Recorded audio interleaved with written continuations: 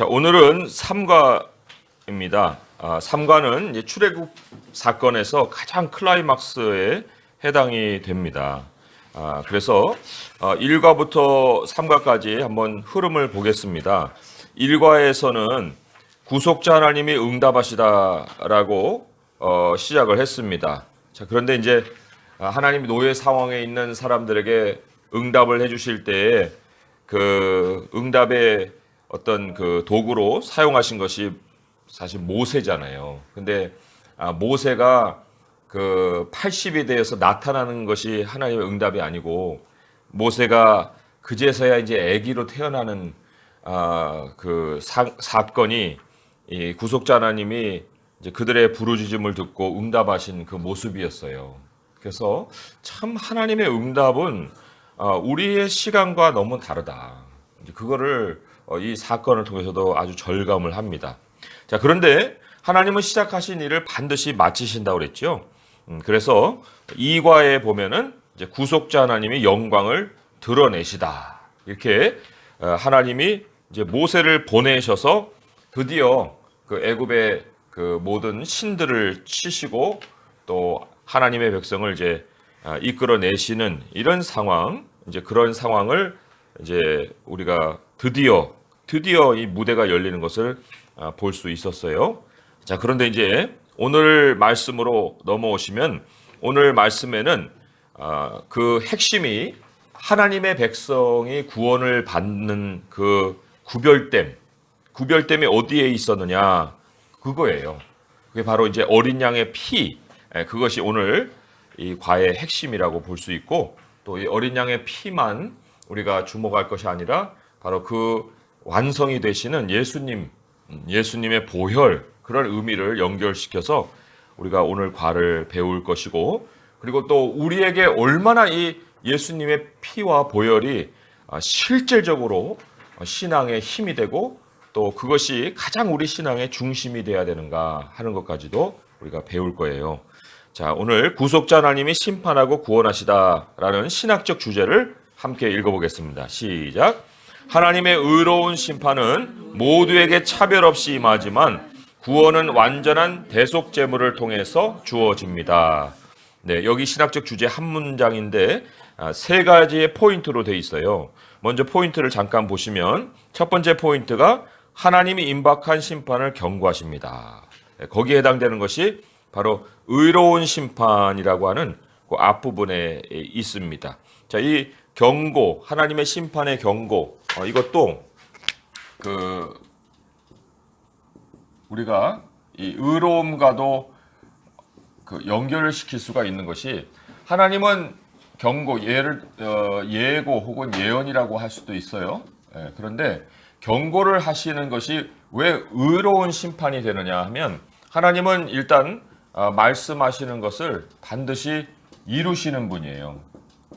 그래서 하나님의 약속이 경고인데 이거는 그냥 무서움만 주고 마는 게 아니고 이 경고대로 반드시 하나님은 이루시는 분이다. 그래서 하나님의 심판, 그것은 의롭다. 왜냐하면 하나님이 말씀하신 그대로 하나님이 이루시기 때문에. 그래서 여기 하나님의 의로운 심판이라는 것이 경고가 먼저 주어지고 나중에 성취가 되는 그러한 요소까지 다 포함이 된 개념이에요. 의로운 심판. 자, 두 번째 포인트를 가보시면은 하나님이 완전한 희생 제물을 통해 보호해 주십니다 했어요. 그래서 여기 신학적 주제 뒷부분쯤 보면은 완전한 대속 제물이라는 말이 나올 거예요. 그게 이제 완전한 대속 제물이 바로 포인트 2에 해당되는 부분이고요.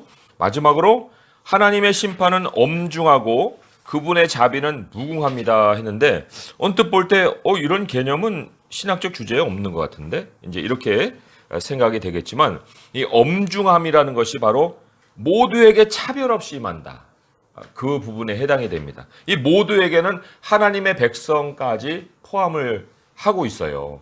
그래서 우리가 고린도전서에 보게 되면 공력이 불탈 때 부끄러운 구원을 받는 사람도 있다고 그랬죠. 그 불이 바로 하나님의 심판이거든요. 그래서 물론 그 심판의 결과는 다를지라도 모든 사람이 하나님의 심판 자리 앞에 선다는 것에 대해서는 그것이 바로 엄중함이라 할 수 있고요. 그리고 그분의 자비는 무궁합니다 하는 것은 이제 뒷부분의 2번과 겹치는 부분이에요. 그래서 구원은 완전한 대속 제물을 통해 주어진다는 것이 바로 대속이라는 말이 자비의 개념을 같이 포함을 하고 있습니다. 자, 이런 면에서 이제 신학적 주제가 모든 포인트를 다 포함을 하고 있는 걸 우리가 잠시 살펴보았어요. 자, 그러면 이제 가볍게 그냥 도입 부분 한번 들어보세요. 저희 부부가 우크라이나에서 아이들을 입양할 때 그곳에서 의무적으로 40일 동안 살아야 했습니다. 대부분의 시간을 남동부의 한 작은 산업도시에서 지냈는데 우리가 먹을 만한 음식이 많지 않았습니다. 현지 음식도 맛이 있었지만 여전히 미국 음식이 그리웠지요. 여기저기 짧은 여행을 다닐 때마다 폴타파시를 들르곤 했는데 그곳에는 맥도날드가 있었습니다. 맥도날드의 골든 아치는 굶주린 우리에게 희망의 빛이었습니다. 세계를 여행하는 미국인들은 빅맥 세트를 먹고 큰 위안을 얻습니다. 평소에 맥도날드를 좋아하지 않던 사람도 말입니다. 미국의 대표 음식인 만큼 먹으면 집 생각이 나기 때문입니다. 예. 어떤 것을 떠올리게 하는 음식들이 있죠. 그래서 우리에게도 추억 어린 음식이 있습니까? 뭐 명절이나 특별한 날에 어떤 음식을 먹습니까? 이제 이런 것들 추석에는 송편을 먹고 설날에는 떡국을 먹고 왠지 떡국을 안 먹고 송편을 안 먹으면은 그 명절을 안 지낸 것 같은 그러한 어떤 생각들도 하게 하죠. 그런데 이런 질문을 왜 했느냐 하면은 하나님께서 그러한 기념을 통해서 하나님을 기억하게 하시는 일들을 행하신다는 거예요. 그것이 바로 이 출애굽을 행하실 때 하나님이 이제 그 어린 양을 그 많은 가족 수대로 함께 나누어서 먹어라 하는 그 명령을 내리심과 또 이렇게 그 어린 양을 먹어라 하는 것과 또 어떤 시각에 그것을 먹어라 하는 것과 이 모든 것을 그 사건과 연결시켜서 이 그 하나님께서 이스라엘 백성들에게 그 율례를 주셨습니다. 그래서 나중에라도 그 음식을 통해서 그 사건을 다시 같이 떠올리게 해주신 거예요. 예를 들면은 이제 무교병을 먹는다.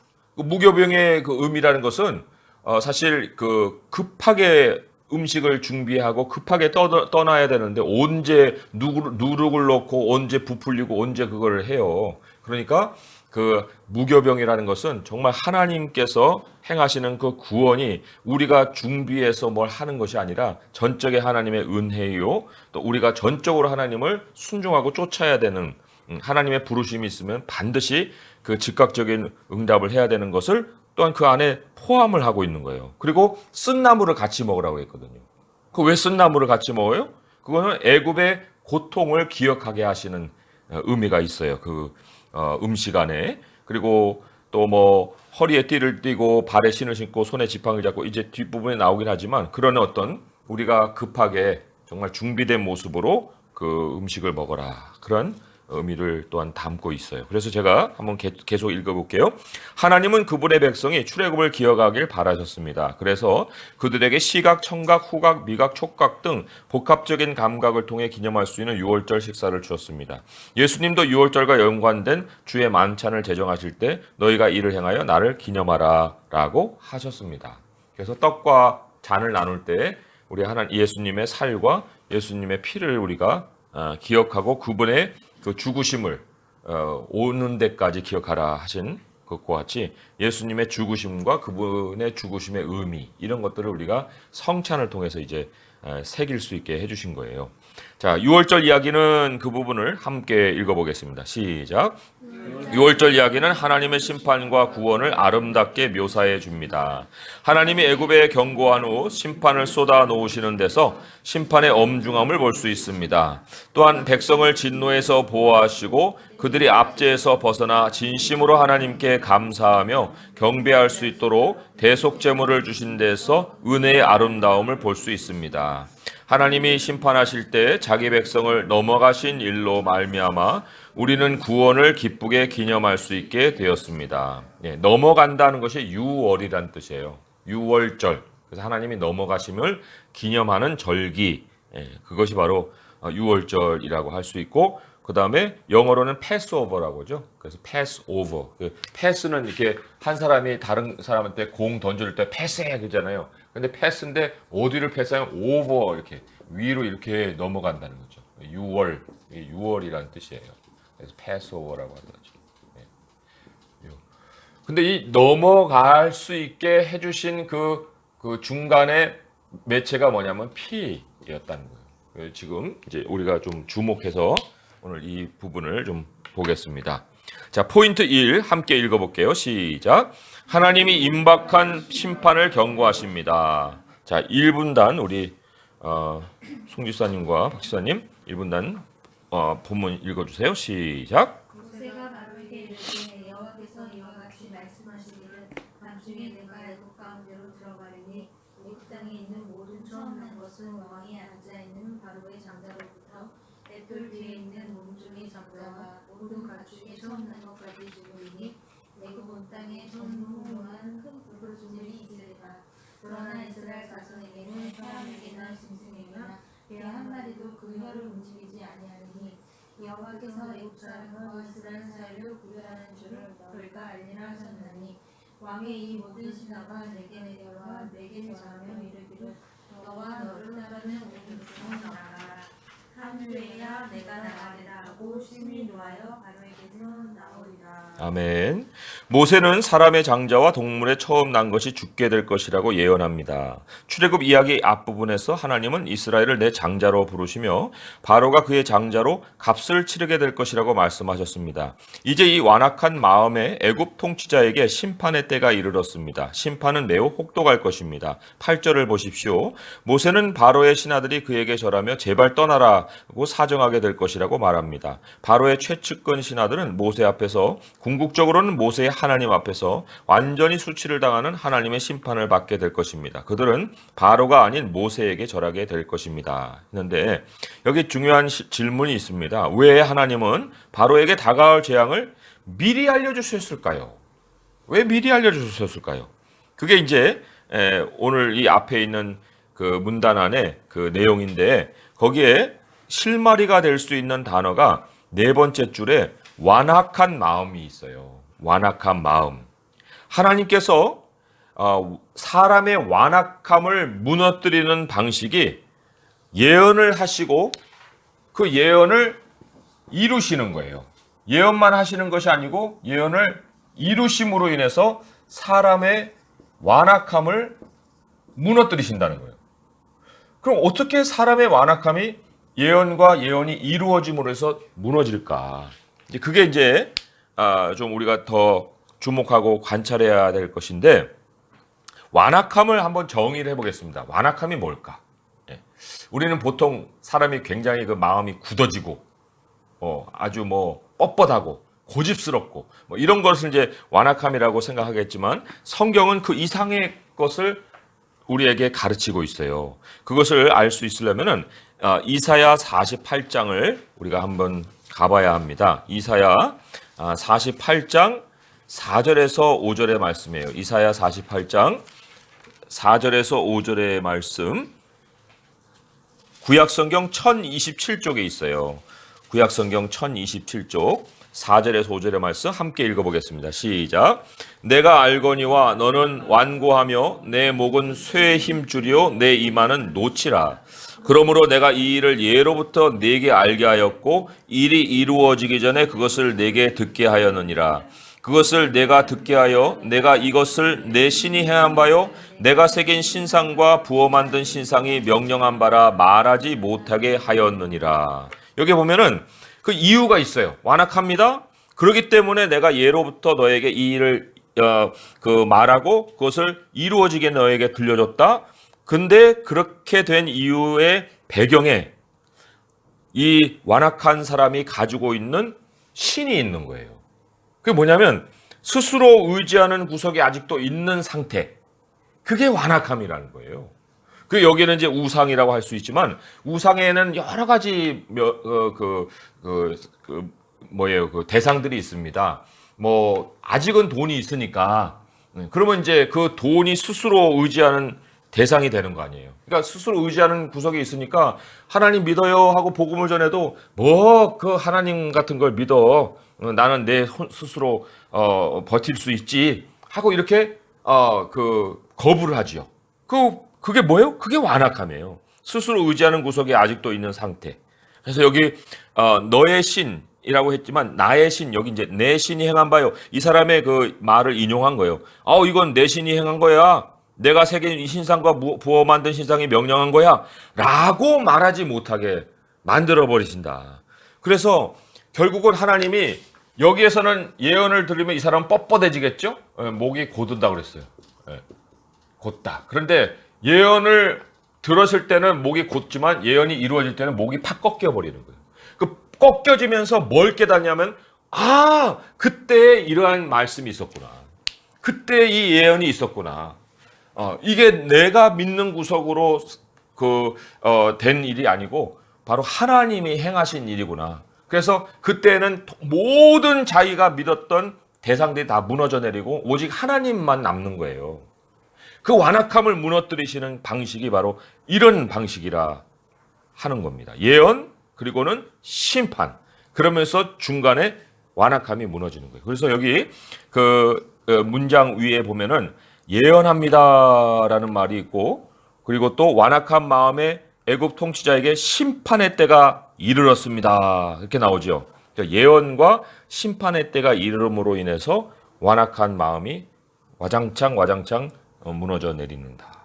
자, 그리고 또 하나는 더 절대적인 의미가 있는 거예요. 뭐냐면 이사야 이제 펼쳤으니까 46장 10절을 한번 가보세요. 이사야 46장 10절의 말씀 같이 한번 읽어볼게요. 시작. 내가 시초부터 종말을 알리며 아직 이루지 아니한 일을 옛적부터 보이고 이르기를 나의 뜻이 설 것이니 내가 나의 모든 기뻐하는 것을 이루리라 하였노라. 하나님께서 미리 말씀하신 것은 반드시 선다. 반드시 이루어진다. 그것을 확인해 주기 위해서라도 하나님의 말씀을 먼저 우리에게 주시는 거예요. 그 참 얼마나 우리가 그 하나님의 말씀을 우리 마음에 받아야 되는지. 자, 이 마지막에 이렇게 돼서 완악함이 꺾이는 사람이 당하는 그 결과가 바로와 같이 이제 심판이라면 하나님의 말씀을 듣고 그 말씀을 그 인내로 지키면은 이 심판과 다르게 그 반대적인 결과를 맞아요. 그 심판의 반대의 결과가 바로 복이에요, 복. 왜냐하면 우리 계시록을 한번 찾아가 보겠습니다. 계시록에 보면 계시록 1장 3절의 말씀이에요. 계시록 1장 3절의 말씀.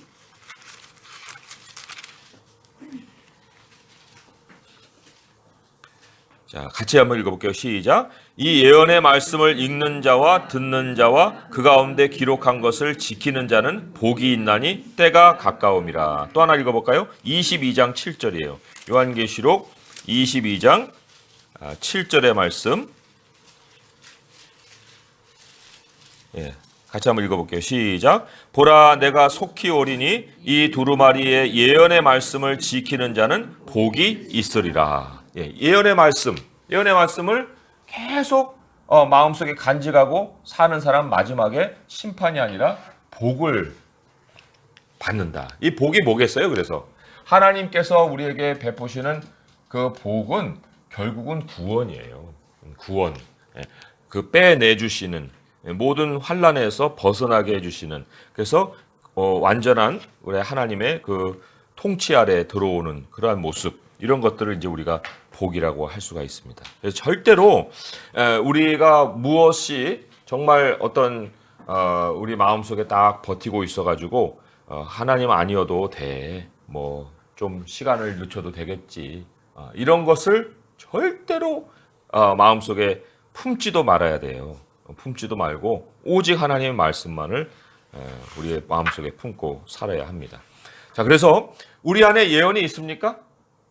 우리 안에 하나님이 주신 예언이 머무르고 있습니까? 예언. 다 예언이 있어요. 하나님 약속은 예언이에요. 예언을 너희 모두가 다 예언하기를 원한다 그랬죠? 그 예언하기를 원한다는 게 뭐예요?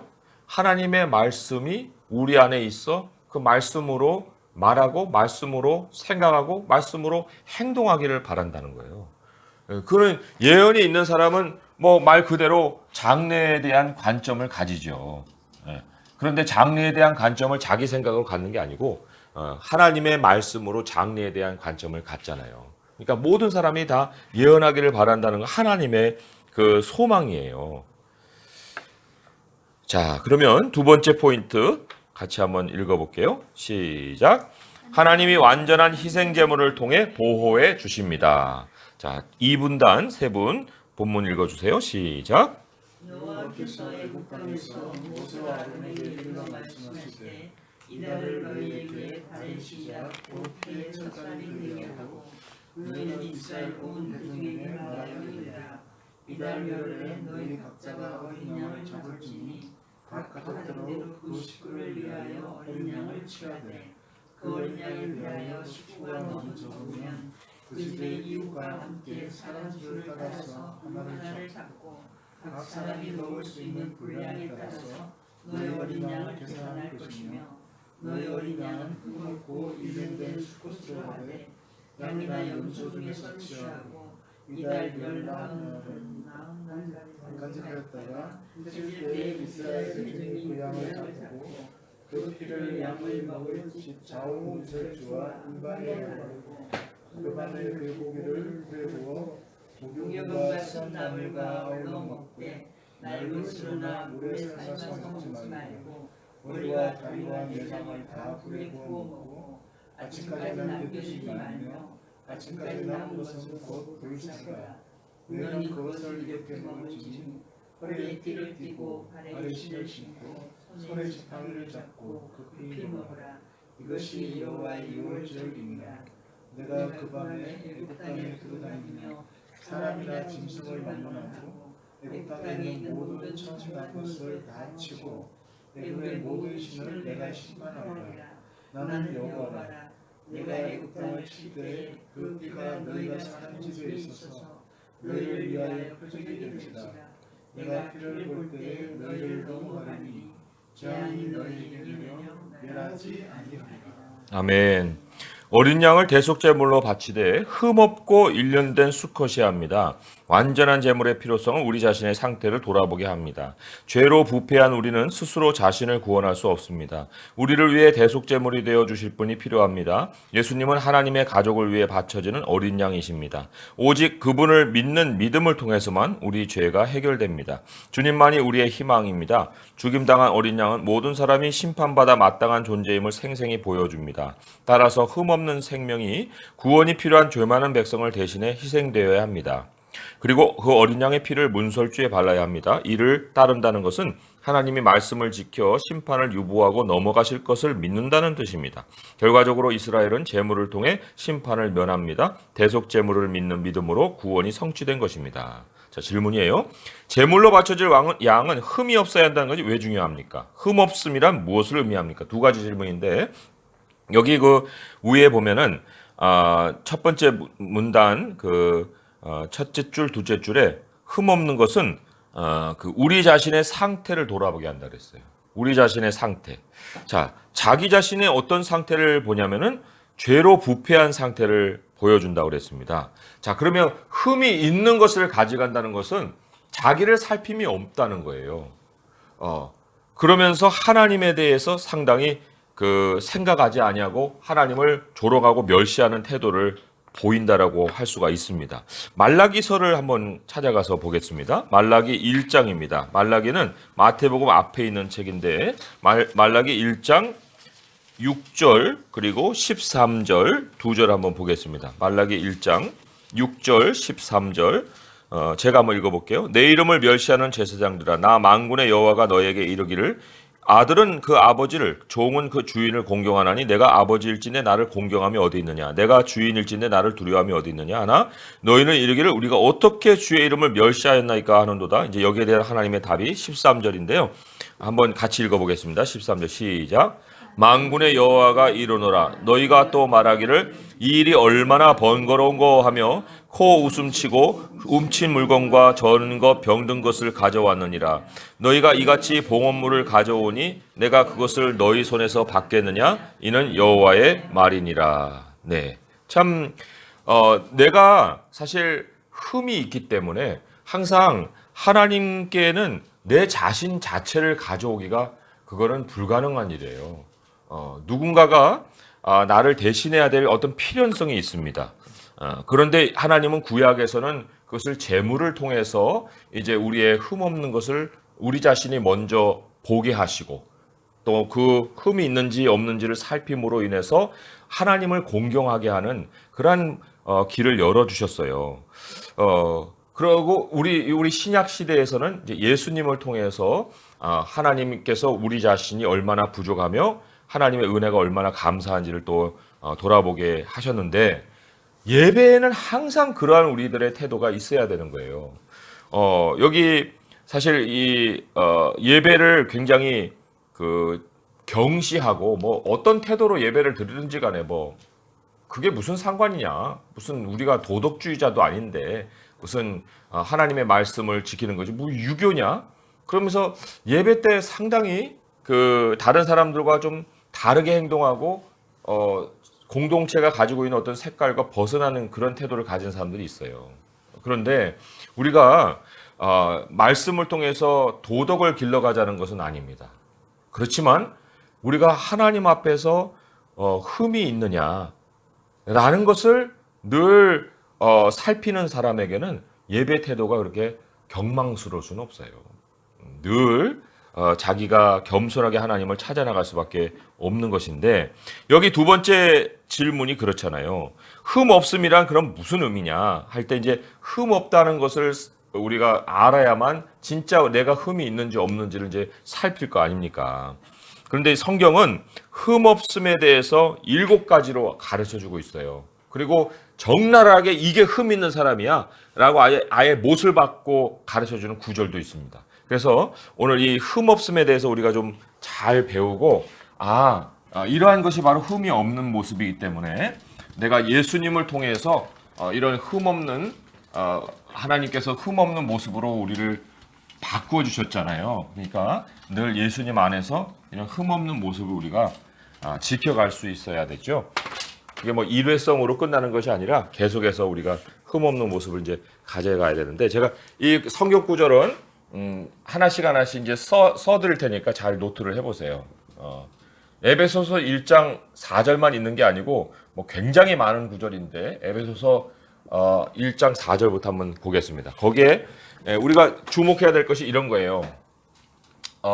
단어가 이렇게 헬라어나 히브리어에서는 단어가 이렇게 배열이 됩니다. 배열이 되는데 이게 각각의 뜻을 가지고 있는 것이 아니고요. 요거의 뜻을 더 자세하게 또 이거의 뜻을 더 자세하게 모든 뜻이 동의어인데 그 의미를 더 깊고 풍성하게 가르쳐 주기 위해서 이렇게 배열해 놓은 거예요. 그러니까 우리가 흠없음을 배우려면은 이 흠없다는 뜻과 같이 쓰인 다른 단어가 뭐냐 하는 것을 발견해 볼 필요가 있어요. 그러면 이게 흠없는 거구나 하는 걸 이제 깨닫게 되는 거예요. 자, 그러면 첫째 에베소서 1장 4절의 말씀부터 이제 찾아보겠습니다. 에베소서 1장 4절의 말씀. 네, 같이 읽어볼게요. 시작. 곧 창세전에 그리스도 안에서 우리를 택하사 우리로 사랑 안에서 그 앞에 거룩하고 흠이 없게 하시려고. 자, 첫 번째로는 뭐가 나옵니까? 거룩하고라고 했죠. 네. 거룩이라는 것은 구별의 의미예요. 이스라엘 백성들과 애굽 백성이 절대적으로 구별이 되어 있습니다. 그것이 바로 어린 양의 그 피로다가 구별이 됐잖아요. 그죠?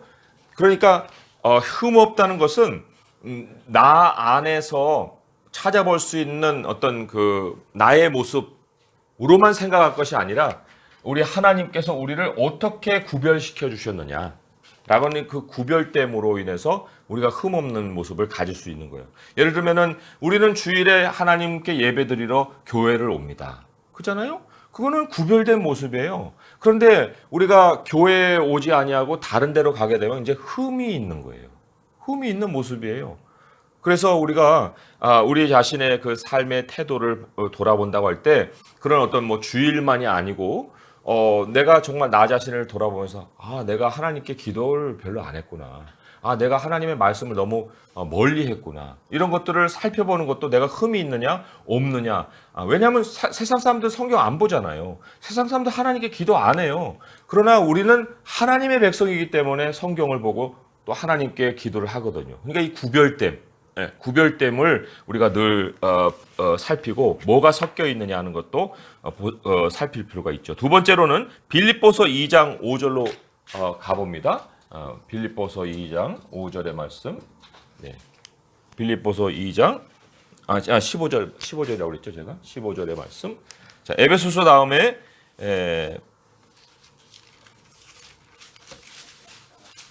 빌립보서 2장 15절의 말씀 같이 읽어볼게요. 시작. 이는 너희가 흠이 없고 순전하여 어그러지고 거스르는 세대 가운데에서 하나님의 흠없는 자녀로 세상에서 그들 가운데 빛들로 나타낸다.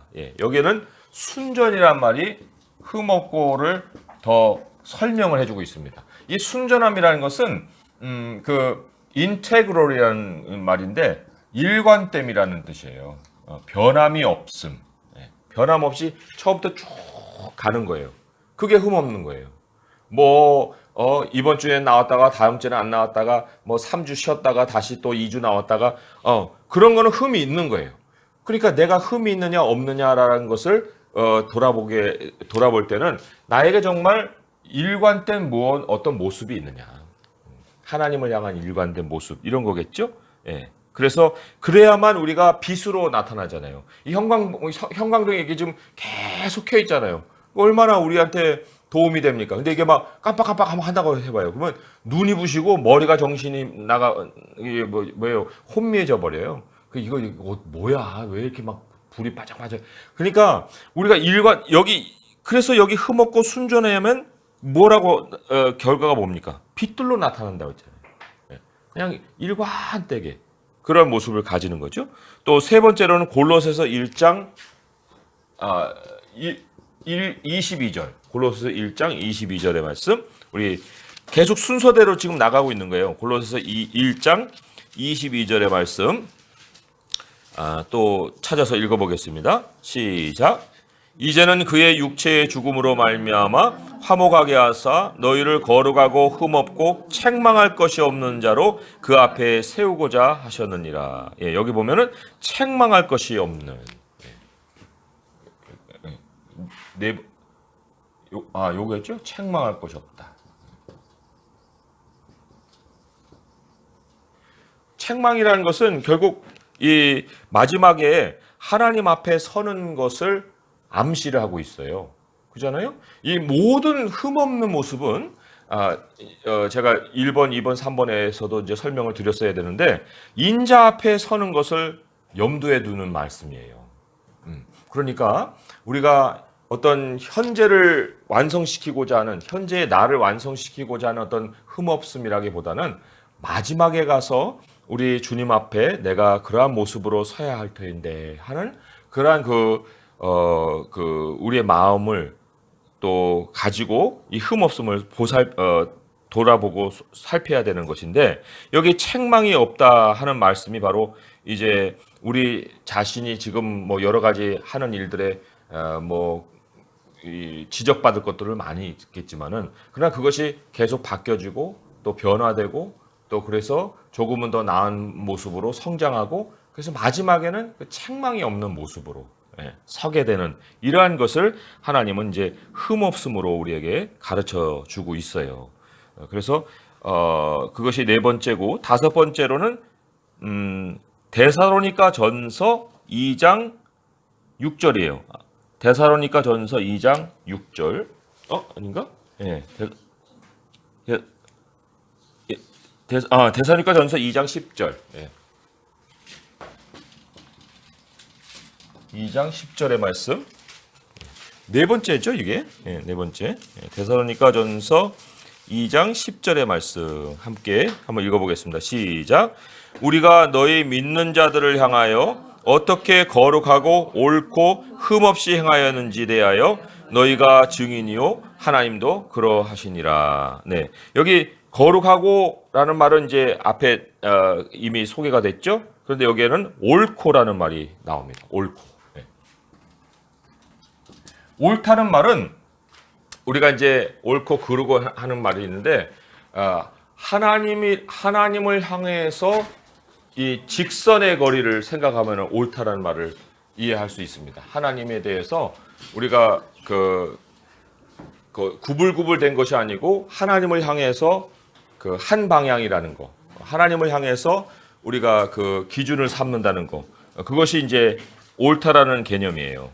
그러니까 우리 자신의 생각이 아니라 하나님 앞에서 나 자신을 비춰보고 그리고는 거기에 대해서 내 자신을 여러 가지로 평가해 보는 것이 바로 옳다라고 할 수가 있습니다. 자, 그다음에 베드로후서 3장 14절이에요. 베드로후서 3장 14절. 후서 3장 14절. 예. 그럼 가볼까요? 베드로후서 3장. 예. 조금 이제 뒤로 가야 되죠? 387페이지점에 있습니다. 387페이지. 베드로후서 3장 14절의 말씀. 함께 읽어보겠습니다. 시작. 그러므로 사랑하는 자들아 너희가 이것을 바라보나니 주 앞에서 점도 없고 흠도 없이 평강 가운데서 나타나기를 힘쓰라. 여기에는 평강의 개념이 있습니다. 평강. 평강의 반대말이라는 것은 근심이라고 할 수가 있죠. 예. 그래서 너희 모든 근심을 하나님께 맡기고 또 우리가 근심할 것이 아니고 하나님께 나아가서 기도와 간구를 하면은 하나님의 평강이 우리에게 임한다 하는 말씀도 있고, 그래서 우리가 흠이 있느냐 없느냐라고 할 때 과연 마음에 무엇을 품고 사느냐, 예. 근심을 품고 살 때는 그것이 바로 흠이에요. 그러나 하나님의 평강 가운데서 우리가 나타나기를 원한다 했기 때문에 우리가 늘 하나님이 주시는 기도의 응답으로 하나님의 평강을 모시고 살 수 있어야 되겠죠. 또 유다서 1장 24절. 유다서 1장 24절 한번 보겠습니다. 유다서 1장 24절의 말씀. 요한계시록 앞에 있는 게 유다서예요. 유다서 1장 24절. 시작. 능히 너희를 보호하사 거침이 없게 하시고 너희로 그 영광 앞에 흠이 없이 기쁨으로 서게 하실 이. 예, 흠이 없는 사람은 기쁨이 있습니다. 그러니까 얼굴에 우리가 아니면 마음에 우리의 마음에 기쁨이 사라져 있는 것은 바로 흠이 있기 때문에 그런 거예요. 그래서 기쁨을 지켜갈 필요가 있는데 참 기쁨을 지켜간다는 것이 그렇게 쉬운 일은 아닙니다. 우리가 감정의 기복이 너무나도 심하기 때문에 1초 전에 막 웃었다가 2초 후에는 막 울그락불그락 할 수도 있거든요. 그러니까 그런 것들을 이제 그 나의 어떤 마음의 상태가 그렇게 참 온전치 못하다 이런 것으로 생각지 않고 그냥 상대방에게 항상 그 원인을 두거든요.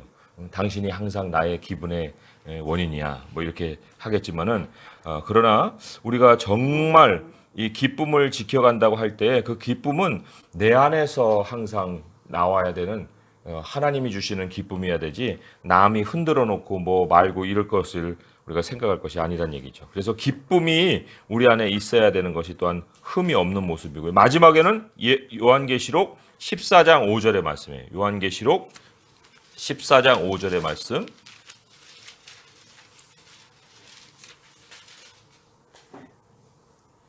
함께 읽겠습니다. 시작. 그 입에 거짓말이 없고 흠이 없는 자들이더라. 거짓말. 입에 거짓말이 없다는 거. 이게 이제 7가지 그 흠 없는 모습인데 말씀드렸듯이 인자 앞에 설 때에는 이러한 모습이 다 없어야 돼요. 이러한 흠이 없어야 됩니다. 그럼 인자 앞에 어떤 모습으로 서겠습니까? 구별되고 또 우리가 변함없는 모습으로 또 책망할 것이 없이 하나님 안에서 하나님 기준으로 딱 서 있고 또 평강이 있고 기쁨이 있고 또 항상 입에 진실함이 있는 그런 모습으로 하나님 앞에 이제 서는 거죠. 그런데 흠 자체를 사람에 비유해서 이게 말씀한 말씀이 있다고 그랬죠? 베드로후서의 말씀이에요. 베드로후서 2장 12절에서 14절의 말씀이에요. 베드로후서 2장 12절에서 14절의 말씀 386페이지에 있습니다. 386페이지 같이 읽어볼게요. 시작. 그러나 이 사람들은 본래 잡혀 죽기 위하여 난 이성 없는 짐승 같아서 그 알지 못하는 것을 비방하고 그들의 멸망 가운데서 멸망을 당하며 불의의 값으로 불의를 당하며 낮에 즐기고 노는 것을 기쁘게 여기는 자들이니 점과 흠이라. 너희와 함께 연회할 때에 그들의 속임수로 즐기고 놀며 음심이 가득한 눈을 가지고 범죄하기를 그치지 아니하고 굳세지 못한 영혼들을 유혹하며 탐욕에 연단된 마음을 가진 자들이니 저주의 자식이라. 네.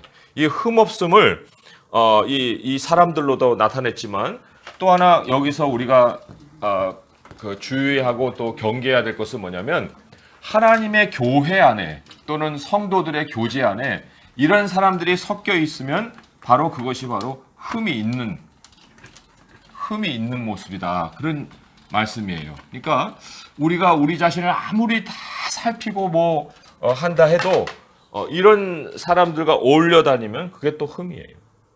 그러니까 우리가 이 흠이 없어야 된다는 것이 왜 중요하냐 할 때 우리 하나님이 우리를 돌아보게 하시는 그 방식으로 이 많은 것들을 말씀을 주셨는데 이 말씀에 따라서 내가 인자 앞에 서기 위하여서 나를 준비시키는 것 그것이 중요하기 때문에 흠이 없어야 되는 것이 중요하고 흠 없음이에 대한 의미는 이렇게 여러 가지로 우리가 살펴볼 수가 있습니다. 자, 그 다음 페이지로 넘어가서 제가 읽어볼게요.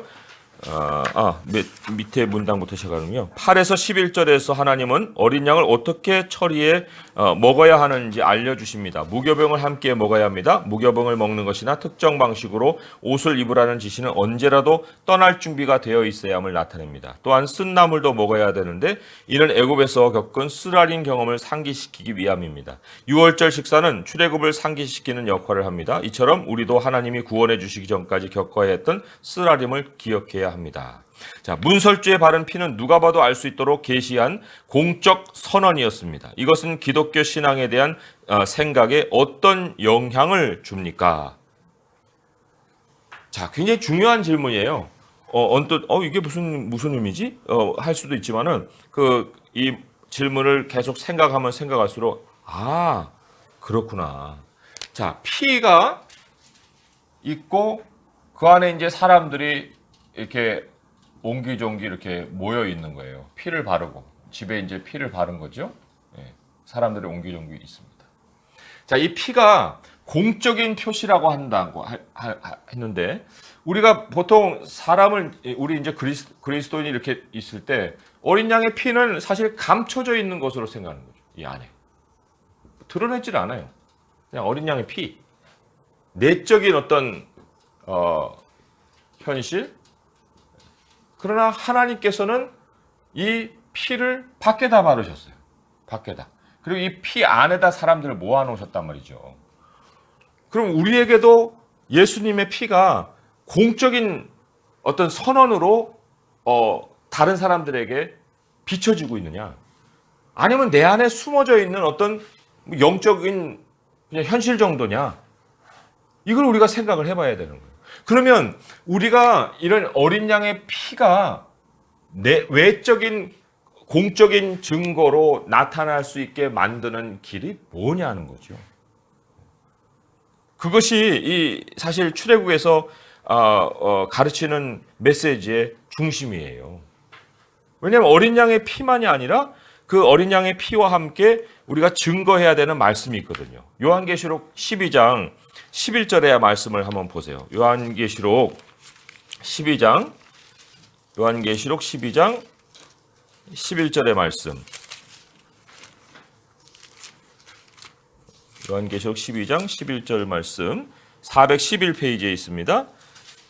자, 읽어볼게요. 시작. 또 우리 형제들이 어린 양의 피와 자기들이 증언하는 말씀으로써 그를 이겼으니 그들은 죽기까지 자기들의 생명을 아끼지 아니하였도다. 여기도 나오잖아요.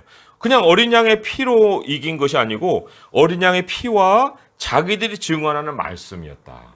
그럼 이 증언하는 말씀이 그냥 말이냐? 예. 그냥 말이냐? 아니면 무엇이냐? 예. 우리가 이제 이것을 어디서 확인해 볼 수 있느냐 하면 여기 베드로전서로 한번 가보세요. 베드로전서에 1장 18절에서 22절입니다. 베드로전서 1장 18절에서 22절까지 말씀이에요. 좀 길 수도 있는데 함께 한번 읽어볼게요. 시작. 너희가 알거니와 너희 조상이 물려준 헛된 행실에서 대속함을 받은 것은 은이나 금같이 없어질 것으로 된 것이 아니오 오직 흠없고 점없는 어린 양 같은 그리스도의 보배로운 피로 된 것이니라.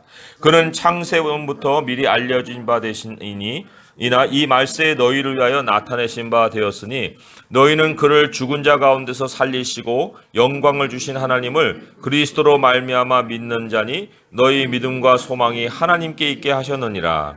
너희가 진리를 순종함으로 너희 영혼을 깨끗하게 하여 거짓이 없이 형제를 사랑하기에 이르렀으니 마음으로 뜨겁게 서로 사랑하라.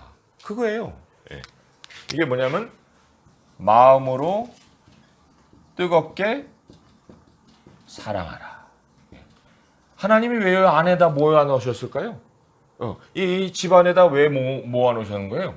예수님의 그 어린 양의 피를 바깥에 바르고 이 사람들이 각자 그 어린 양의 그 고기를 같이 나눠 먹게 하셨는데 왜 그런 거예요?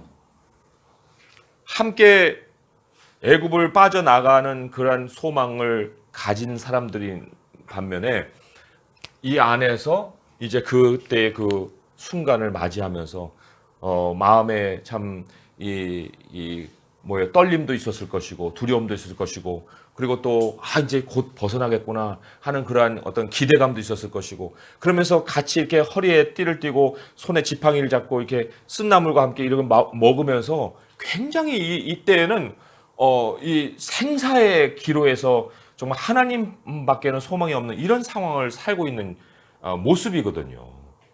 근데 이 모습을 우리 주님이 오늘날에 어떻게 지금 베드로전서에서 말씀하고 있냐면은 마음으로 뜨겁게 사랑하라는 거예요.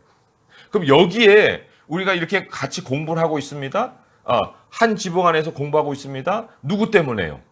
예수님 때문에 우리가 한 지붕 안에서 공부를 하고 있는 거예요. 이 모습 한 단면이지만 이것이 바로 마음으로 뜨겁게 사랑하라는 것에 대한 실천이에요. 우리가 함께 모여서 그리스도를 함께 섬기는 우리의 생활, 우리의 삶 이것 자체가 바로 어린 양의 피가 발라진 집안에서 모여 있는 사람들의 모습을 공적으로 선포하는 이 모습이 된다는 거죠. 각자가 아니에요. 신앙생활은 각자가 하는 게 아니에요. 어린 양의 피를 믿는 그 믿음의 승리, 그것은 결국은 함께 하는 거예요. 함께. 또 하나 읽어볼까요? 요한계시록 7장 14절의 말씀이에요. 요한계시록 7장 14절의 말씀.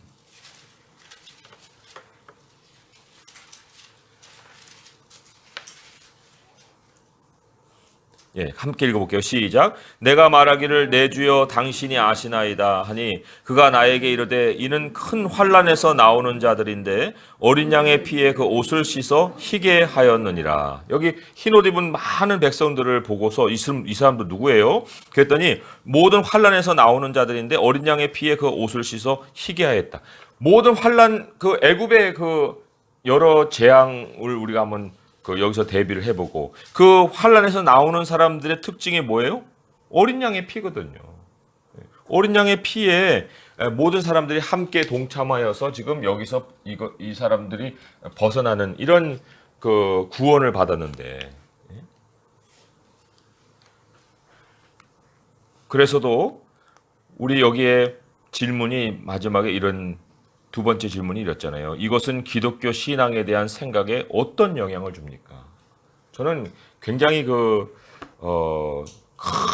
도전을 주고 큰 영향을 미친다. 그렇게 답을 달 수가 있다고 봐요. 우리가 이제 서로 돌아볼 수 있는 시간도 별로 없죠. 우리 송 지사님 어떻게 사시는지 저도 잘 모르겠고, 여기 오셔가지고 기쁜 모습으로 앉아 계시면 잘 살고 계시는구나. 근데 이제 들어오실 때 막 얼굴이 어두워져 있으면 무슨 일을 겪고 계시는가 하고 이제 그냥 뭐 생각만 할 뿐이지 뭐 속속들이 어떻게 알겠습니까? 예. 그런데 그럼에도 불구하고 우리는 예수님 안에서 정말 한 몸이 돼서 그리스도의 몸된 교회를 세워가는 지체들이잖아요. 그러면 기쁨도 있고 슬픔도 있는 것은 우리가 다 알지만 속속들이 알지 못할지라도, 그러나 그런 표정 하나만으로도 우리가 서로 함께 정말 기뻐해주고 함께 기도해줄 수 있는 그러한 그 형제가 되고 자매가 되는 게 얼마나 중요한 것입니까? 그냥 큰 교회 가가지고 뒷자리에 앉아가지고 말씀만 듣고 쏙 나오고 말씀만 듣고 쏙 나오고 누가 나를 그냥 간섭이나 할까 싶어가지고 그런 어떤 모습으로 산다고 하면 어린 양의 피 안에서 사는 게 아니거든요. 우리가 그래서 교회를 세워가는 그 방식에도 정말 점검을 해볼 필요가 있습니다. 정말 우리는 이 땅을 벗어나고자 준비하고 있는 함께하는 그리스도인들인가? 그것이 정말 내 신앙의 어떤 핵심인가? 이것을 이제 아주 크게 도전해주고 있는 질문이에요. 문설주에 바르는 피는 누가 봐도 알 수 있도록 계시한 공적인 선언이었다. 이것은 기독교 신앙에 대한 생각에 어떤 영향을 줍니까? 그래서 외부에 있는 사람들이 교회를 보면서 저 사람들은 천국 가기를 준비하는 사람들이야. 이렇게 결론을 내릴 수 있어야 되지 않겠어요?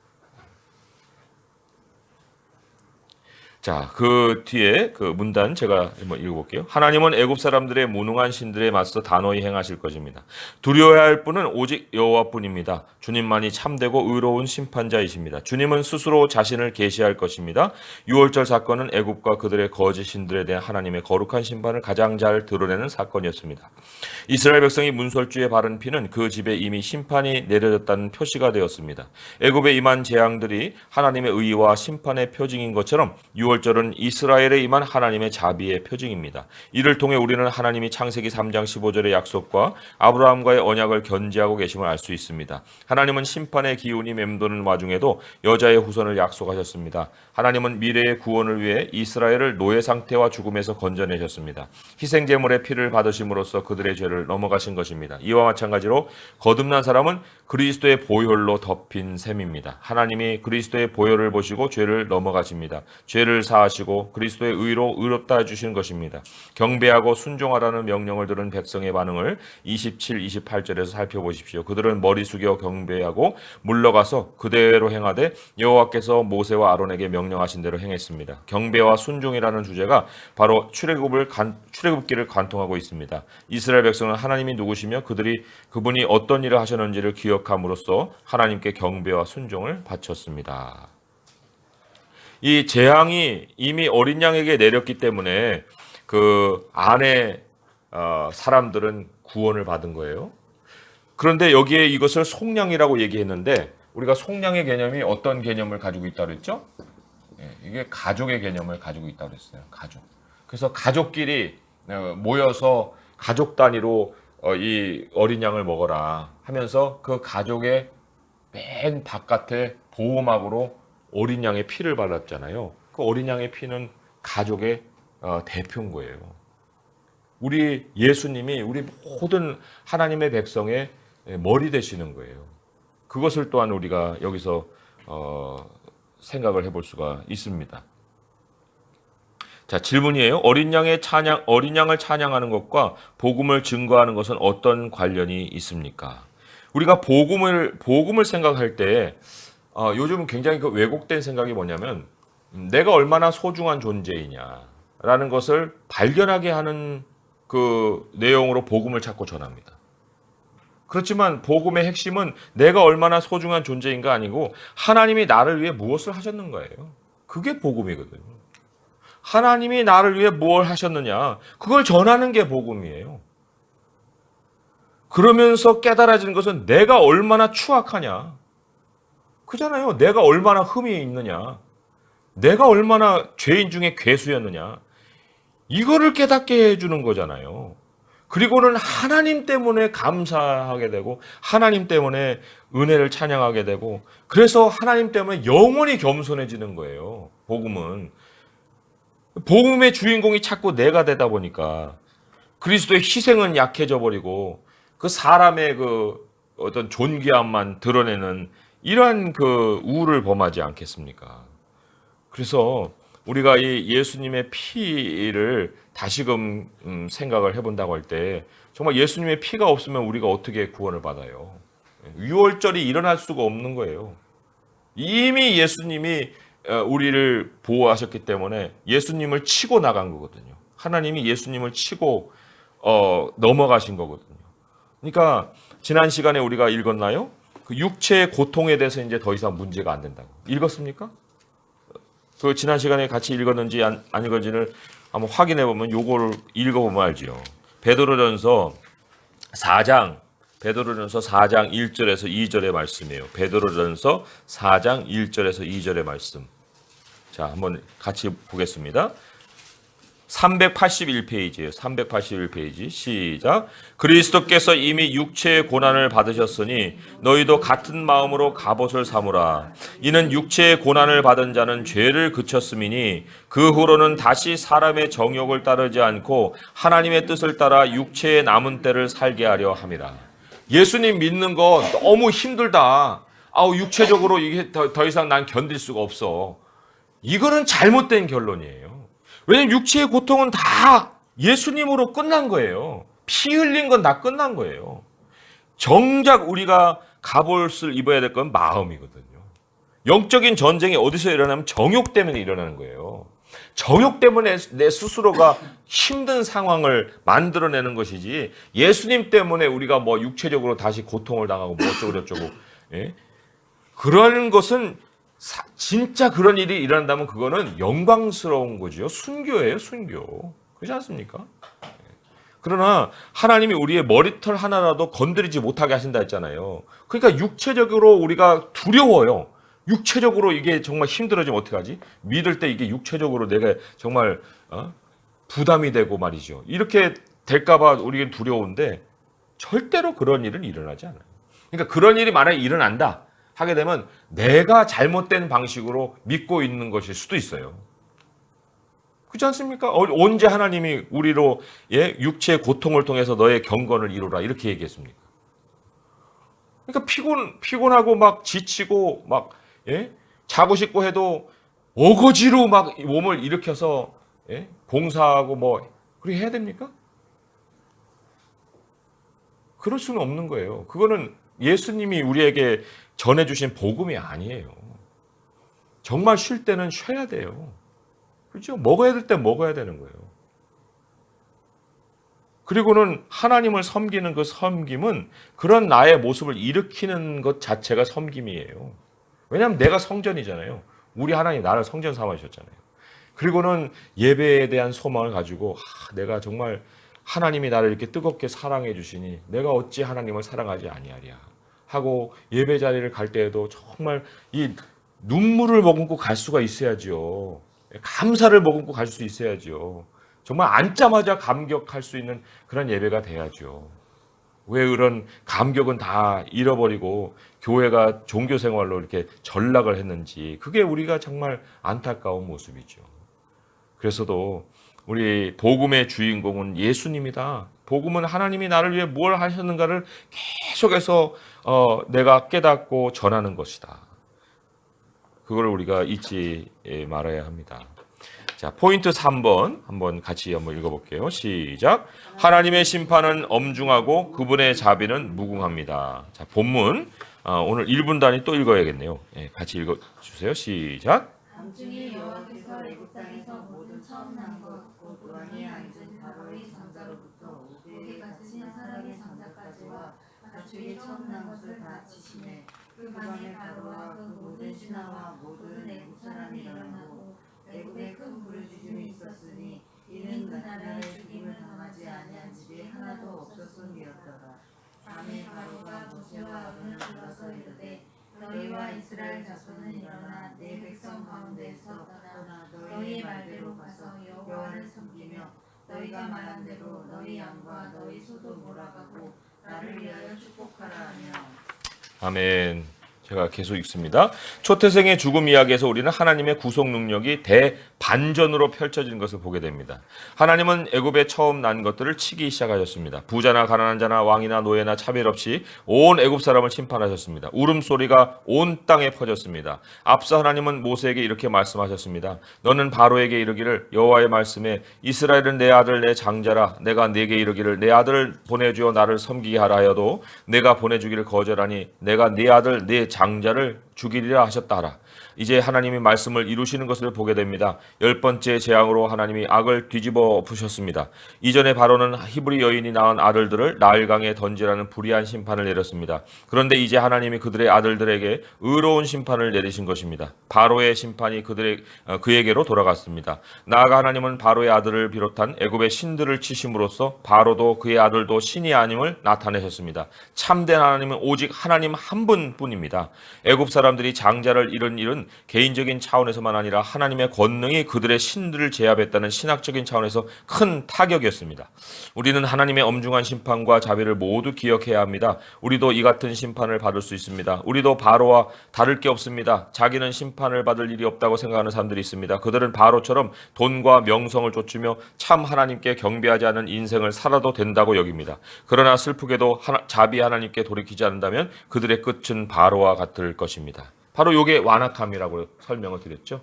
예, 완악함인데 바로 예언과 심판이 그대로 이루어짐으로 인해서 마지막에 얻는 결론, 자기들이 신이 아니다. 예. 질문을 보겠습니다. 애굽에 대한 하나님의 엄중한 심판을 통해 유일하신 참 하나님의 거룩함과 유일무일성에 대해 무엇을 알 수 있습니까? 했는데 하나님께서 많은 걸 참아주시고 많은 것을 간과해 주시기도 하지만 절대로 방치하지 않는 하나의 사실이 있어요. 그건 뭐냐면 하나님이 유일한 하나님이라는 거예요. 참 하나님은 한 분뿐이시라는 거예요. 하나님의 유일성에 대해서는 하나님이 절대로 양보를 하는 일이 없습니다. 출애굽을 통해서 하나님이 이스라엘 백성들에게 이제 출애굽한 이스라엘 백성들에게 십계명을 주시죠. 십계명의 첫 계명이 뭡니까? 나 외에는 다른 신을 내게 두지 말지니라. 그거예요. 그걸 가르치는 거예요. 구원이 우리에게 가르치는 그 첫 번째 계명이 하나님 외에는 신이 없다. 그리고 하나님 외에는 누구도 하나님을 대신해서 하나님이라 할 수가 없다. 이게 바로 출애굽의 이유고 구원의 이유거든요. 그럼 우리가 구원받은 사람으로서 가장 신앙의 그 심지를 가지고 산다고 하면 뭐를 우리가 중심에서 늘 지켜야 되겠습니까?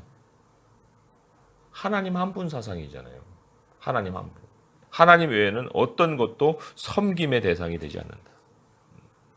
출애굽을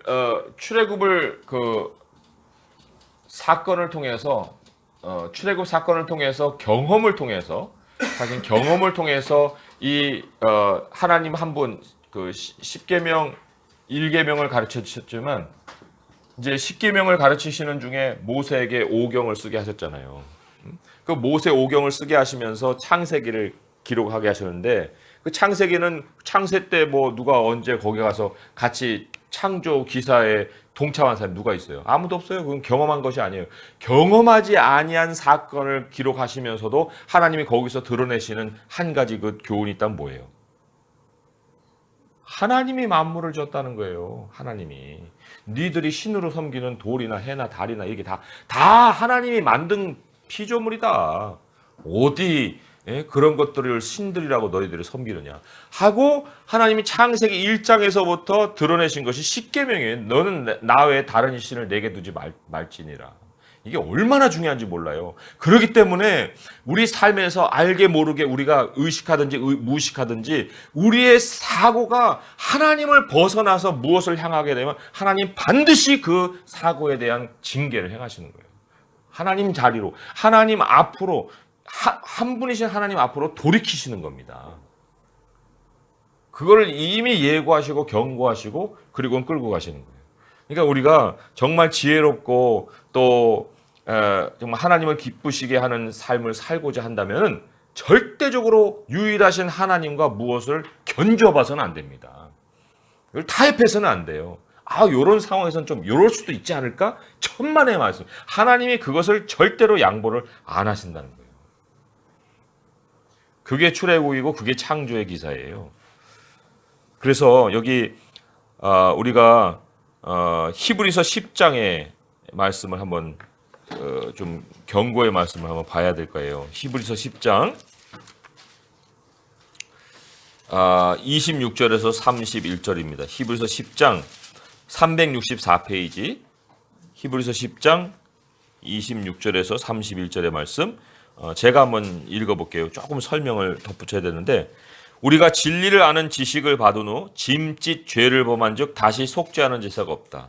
여기 짐짓이라는 건 의도적이고 또 아주 의식적으로 짓는 고범죄라고 할 수 있는 그런 죄죠.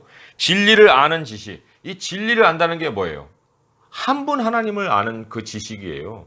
그 안에 우리가 예수 그리스도를 통해서 우리가 배우는 모든 하나님에 대한 지식을 얘기하는 거예요. 근데 그걸 알고도 짐짓 죄를 범한 적, 고의로 죄를 범한 적 다시 속죄하는 제사가 없고 오직 무서운 마음으로 심판을 기다린 것과 대적하는 자를 태울 맹렬한 불만 있으리라. 모세의 법을 폐한 자도 두세 증인으로 말미암아 불쌍히 여김을 받지 못하였거든. 하물며 하나님의 아들을 짓밟고 자기를 거룩한 언약의 피를 부정한 것으로 여기고 은혜의 성령을 욕되게 하는 자가 당연히 받을 형벌은 얼마나 더 무섭겠느냐. 너희는 생각하라. 원수 갚는 것이 내게 있으니 내가 갚으리라 하시고 또다시 주께서 그의 백성을 심판하리라 말씀하신 것을 우리가 아노니 살아계신 하나님의 손에 빠져들어가는 것이 무서울진저.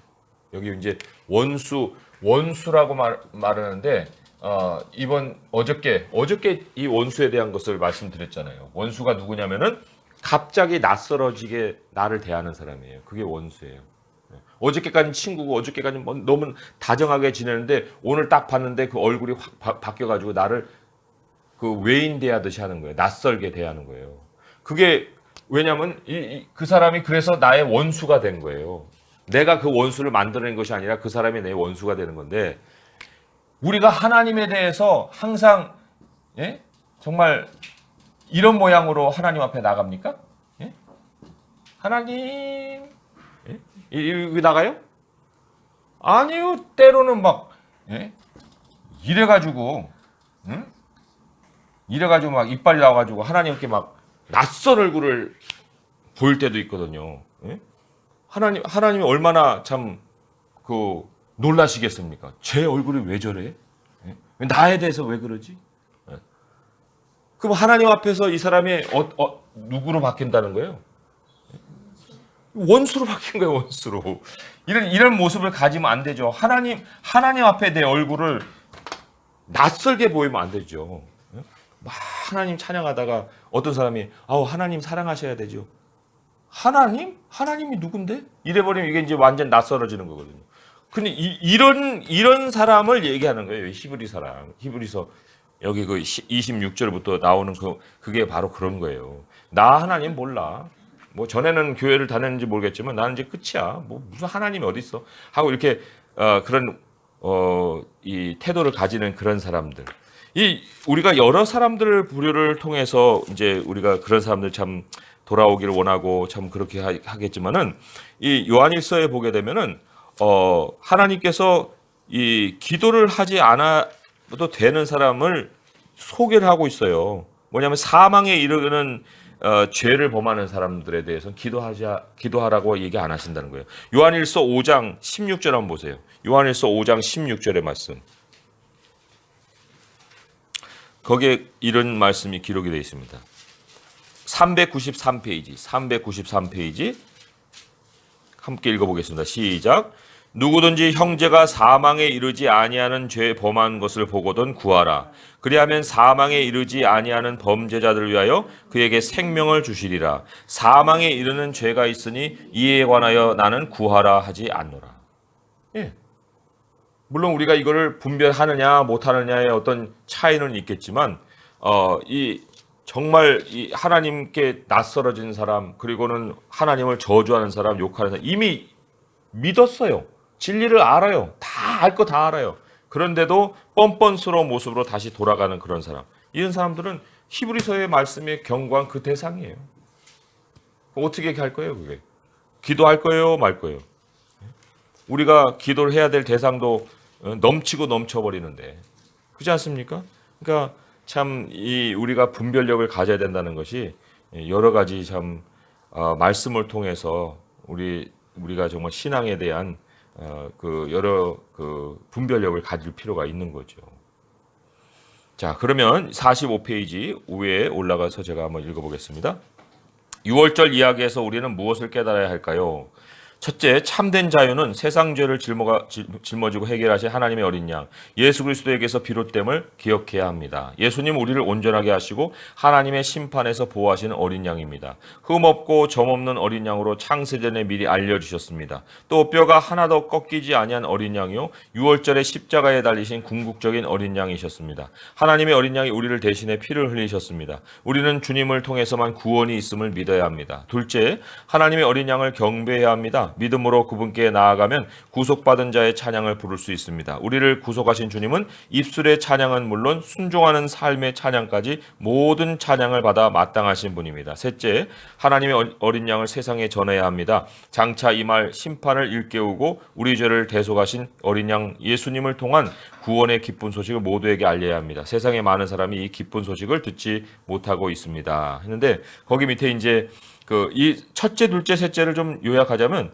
첫째는 그 참된 자유, 참된 자유예요, 그죠? 참된 자유.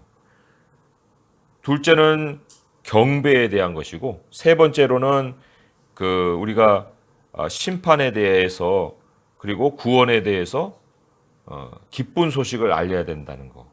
기쁜 소식. 그렇게 이제 우리가 요약을 할 수가 있어요. 참된 자유, 그다음에 경배, 그리고 선포라고 할 수가 있는데 여기 질문이 이렇게 나옵니다. 어린 양의 영광을 선포하며 열방 가운데 빛을 비추려면 어떻게 해야 될까요? 아까 그 뜨겁게 서로 사랑하라 하는 말씀 우리가 그건 정말 새겨야 되는 것이고 교회가 세워져야 되는 바른 모습이라 볼 수 있다면 여기에 조금 더 빛을 비추는 면에 있어서 연결되는 말씀이 있어서 아까 찾아봤던 말씀 중에 하나를 다시 한번 보겠습니다. 빌립보서 2장 13절에서 17절의 말씀이에요. 빌립보서 2장 13절에서 17절의 말씀.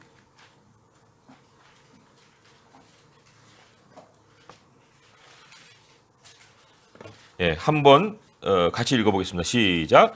너희 안에서 행하시는 이는 하나님이시니 자기의 기쁘신 뜻을 위하여 너희에게 소원을 두고 행하게 하시나니 모든 일을 원망과 시비가 없이 하라. 이는 너희가 흠이 없고 순전하여 어그러지고 거스르는 세대 가운데서 하나님의 흠없는 자녀로 세상에서 그들 가운데 빛들로 나타내며 생명의 말씀을 밝혀 나의 다름질이 헛되지 아니하고 수고도 헛되지 아니하므로 그리스도의 날에 내가 자랑할 것이 있게 하려 함이라.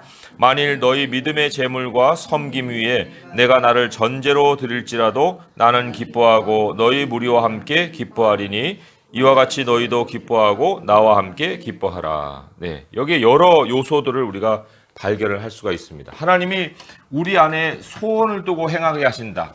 그 소원이라는 것이 하나님의 플랜이거든요. 플랜. 또 하나님의 목적이라고도 볼 수가 있어요. 우리 안에 그것을 가르쳐 주시는 거예요. 그걸 우리가 오늘 과를 시작하면서 어떤 단어로 어떤 단어에 그게 해당이 된다고 보십니까? 우리 안에 마음을 이렇게 그리면 하나님이 소원을 두십니다. 그 소원을 우리는 예언이라고 배웠잖아요. 하나님이 미리 알려주시는 거예요. 미리 알려주시는 것은 결국은 우리가 그것을 바라보는 시점까지도 가는 거예요. 근데 가장 중요한 시점은 뭐냐면 인자 앞에 서는 거라고 했죠. 예언을 주시는 이유는 이 인자 앞에 서는 것을 준비시키기 위함이고 그것이 이제 심판의 시점이며 그리고 우리에게는 이것이 구원의 복이라고 말씀드렸잖아요. 그죠? 구원의 복의 시점인데 이 하나님이 우리 안에 이제 그 예언을 두시고 행하게 하신다. 자, 그러면 이 과정은 어떤 과정이어야 되겠습니까? 흠을 살피는 과정이죠. 혹은 흠이 없어지는 과정이라고도 볼 수 있어요. 이 흠이 변화되는 과정이라고도 볼 수 있겠죠. 그러면 여기에 이렇게 되어지는 과정이 어디에 해당되는가 할 때 13절은 결국 예언의 파트에 해당되는 것이고, 그리고 16절에 보게 되면 그리스도의 날이라고 하는 게 나와요. 그리스도의 날에 내가 자랑할 것이 있게 하려 함이라 하는 그것이 바로 마지막 인자 앞에 서는 것을 얘기를 하고 있고, 그리고 이 다름질한다 하는 것이 바로 흠이 없고 순전하고 또 하나님의 흠 없는 자녀로서 그 나타나게 되는 그 과정을 얘기를 하는 거죠. 이게 이제 빛인데, 이게 이제 빛에 해당되는 거잖아요.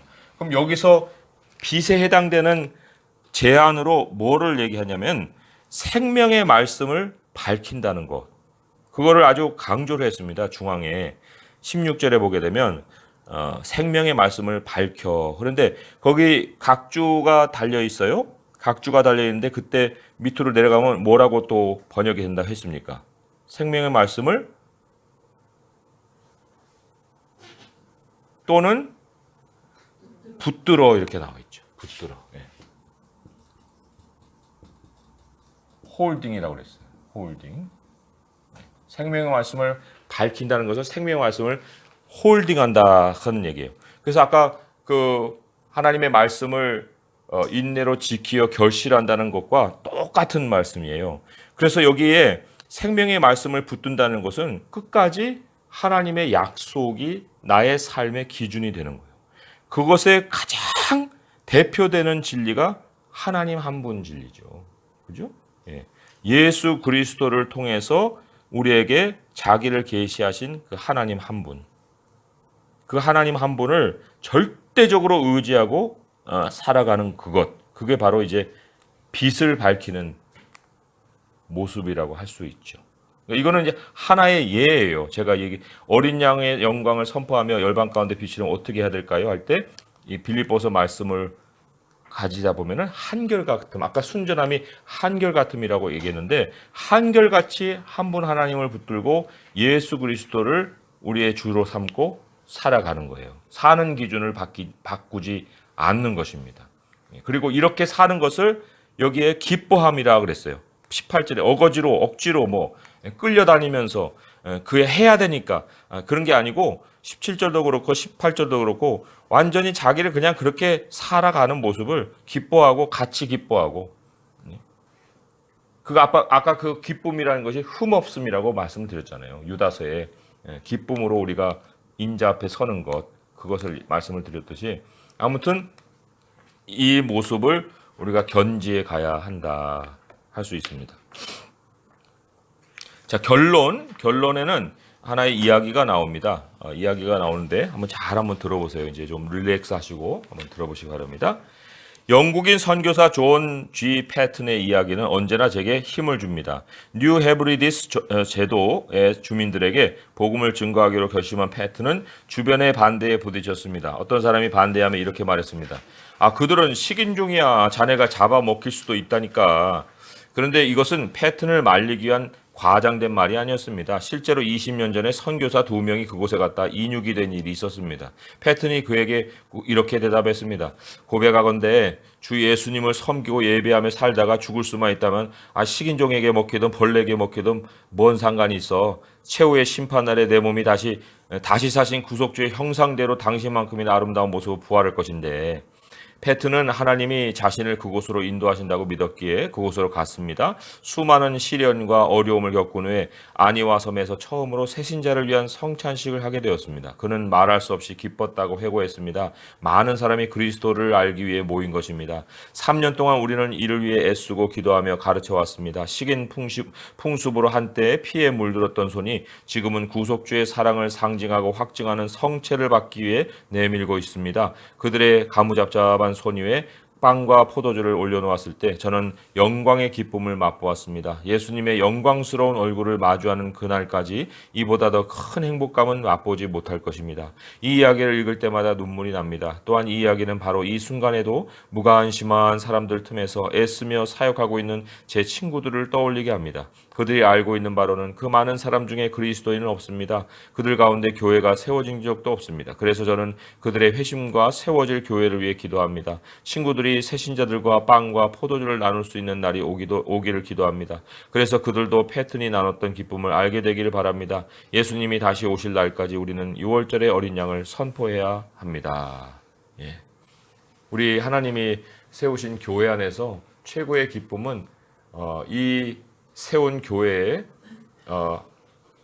정말 진리를 몰랐던 그 사람이 예수 그리스도를 알게 되는 일이죠. 그래서 강남 세순교회의 목표는 제가 그 개척교회 세미나에 가서 있었던 일 어저께도 말씀드렸지만은 그 목사님은 그 처음 회심자가 생겨서 자기 교회에서 세례받을 때 그때 하나님께 그렇게 고백을 했대요. 하나님, 나 이제 할 일 다 했다고. 왜냐하면 교회를 세워서 하나님이 그 교회를 통해 한 영혼을 구원하셔서 그 이상은 보너스지. 그 영혼이 돌아온 것이면은 그게 정말 보람이고 행복 아니겠어요? 뭐 10명을 더해줘야 행복이고 100명이 와야만 그제서야 만족입니까? 그게 아니잖아요. 교회를 통해서 그 한 영혼이 정말 그 세례를 받는 그 순간에 그런 감사를 드리고 그런 고백을 했다고 했어요. 저도 이 이야기도 그렇고 그분의 이야기도 그렇고 우리 강남 세순교회를 하나님이 이곳에 세우셨는데 뭐 기존에 믿는 분들 오셔서 신앙생활 같이 해주고 또 정말 예배드리고 너무 귀합니다. 너무 귀한데 정말 바라게는 우리가 이렇게 모여서 함께 공부하고 또 함께 세워가는 교회를 통해서 정말 하나님을 모르고 예수님 몰랐던 그 영혼이 여기에서 예수님을 만나는 거예요. 그러면 이제 이 강남 세순교회 이 예배처소 이 지하에 하나님 이렇게 두신 교회의 목적을 이미 다 뭐 했다고 해도 되지 않겠어요? 그 이상으로 보내주시면 그 이상으로 또 책임을 갖는 거지만 그래서도 이 선교지는 따로 있는 것이 아니고요. 정말 우리가 함께한 이곳이 하나님이 우리를 통해서 사용하고자 하시는 그런 선교지다. 그런 생각을 해보고 또 어린 양의 피를 통해서 제가 다시 한번 깨닫는 것은 교회는 정말 서로 모임을 중요시 여겨야 되고 서로 함께함을 정말 소중히 여겨야 되는구나. 이 공동체라는 것이 생사를 같이 할 수 있는 그러한 무리구나. 물론 생활은 떨어져서 할지라도 우리의 모임은 그러한 어린 양의 피 안에서 모임이 돼야 되겠구나 하는 그런 생각을 해봤습니다. 그런 생각을 해봤을 때 얼마나 참 오늘날의 교회가 피상적이고 또 껍데기만 남아있는지 정말 저 자신부터 회개하고 너무나도 참 안타까운 모습 가지고 있는 것을 참 보면서 참 여러 가지 하나님께 죄송스러운 마음을 많이 가졌습니다. 자, 그리스도의 연결 같이 한번 읽어볼게요. 시작. 하나님의 백성이 심판을 면하도록 흠없는 어린 양이 희생되었던 것처럼 예수 그리스도는 하나님의 진노에서 우리를 보호하기 위해 희생되신 6월절 어린 양이십니다. 자, 하나님의 계획, 우리의 사명 위에 있는 한 문장 한번 같이 읽어볼게요. 시작. 하나님은 다가올 심판을 경고하고 6월절 어린 양 예수님을 통해 구원받는 복된 소식을 사람들에게 전하라고 우리를 부르셨습니다. 자, 1번, 2번, 3번 포인트대로 한번 정리를 해볼게요. 하나님은 인간에게 죄의 심판에 관해 어떻게 미리 알려주십니까? 어떻게라는 것은 사실 자신의 뜻을 미리 선포해 주심으로, 그잖아요? 뭐 오늘날에는 하나님의 말씀을 전하는 사람을 통해서, 옛날에는 모세를 통해서 했지만 그러나 더 일반적으로 얘기하자면 성경을 우리에게 주심으로 인해서, 그죠? 성경을 주신 이유가 디모데후서 3장 15절에 나옵니다. 디모데후서 3장 15절의 말씀 함께 한번 찾아서 읽어볼게요. 디모데후서 3장 15절의 말씀.